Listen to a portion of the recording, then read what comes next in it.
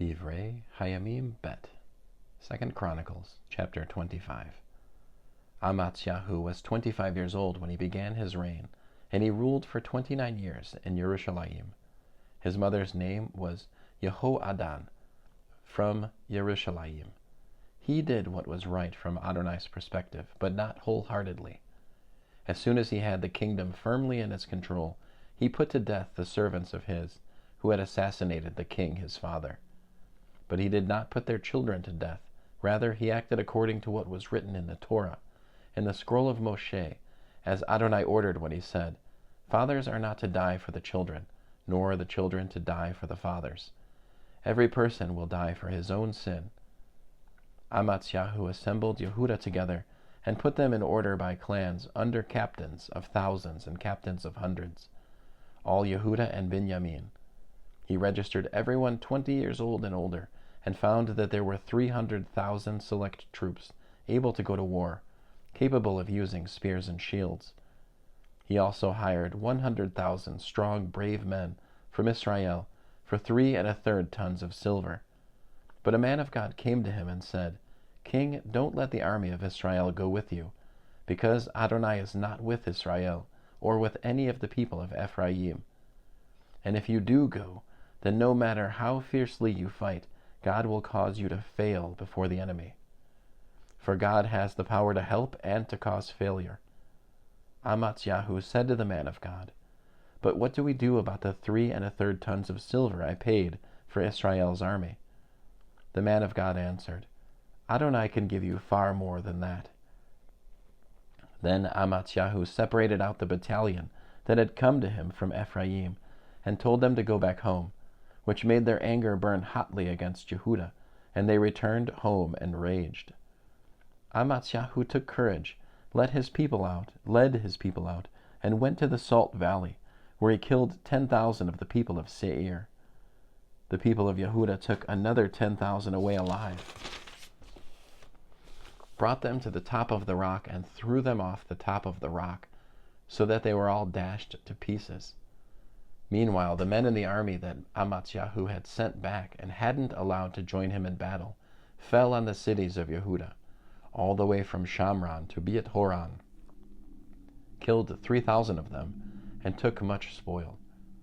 After Amaziah returned from the slaughter of the people from Edom, he brought the gods of the people of Seir and set them up as his own gods, prostrating himself before them and offering incense to them. As a result, the anger of Adonai blazed up against Amaziah, and he sent him a prophet who said to him, "Why have you sought out the gods of those people when they couldn't even rescue their own people from you?" But as the prophet was speaking to him, he interrupted him. "Were you made an advisor to the king? You had better stop before you get yourself killed." So the prophet stopped, but he added, "I know that God is planning to destroy you for having done this, and for refusing to listen to my advice."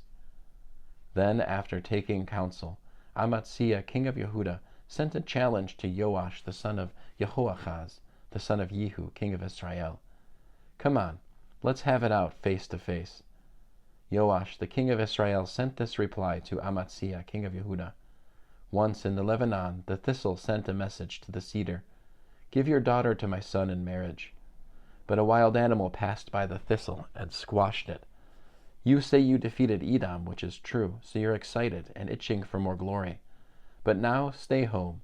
Why provoke calamity? To your own ruin, yours and Yehudah's too." But Amaziah wouldn't listen, and this was from God so that he could hand them over to their enemies, because they had sought the gods of Edom. So Joash, king of Israel, went up, and he and Amaziah, king of Yehudah, had it out face to face at Beit Shemesh, which belongs to Yehudah. Yehudah was defeated by Israel, and every man fled to his tent. Joash, king of Israel, took Amaziah, king of Yehudah, the son of Joash, the son of Jehoahaz, prisoner at Beit Shemesh. Then he brought him to Yerushalayim and demolished the wall of Yerushalayim between the gate of Ephraim and the corner gate, a section 600 feet long. He took all the gold and silver, all the articles he could find in the house of God, with Oved Edom, and the treasures of the royal palace, together with hostages. Then he returned to Shamron. Amaziah, the son of Joash, king of Yehudah, lived another 15 years after the death of Joash, son of Jehoahaz, king of Israel. Other activities of Amaziah, from beginning to end, are recorded in the annals of the kings of Yehudah and Israel. From the time that Amaziah turned away from following Adonai, they formed a conspiracy against him in Yerushalayim. So he fled to Lachish, but they followed him to Lachish and killed him there. They brought his body back on horses and buried him with his ancestors in the city of Yehudah. End of 2 Chronicles, chapter 25.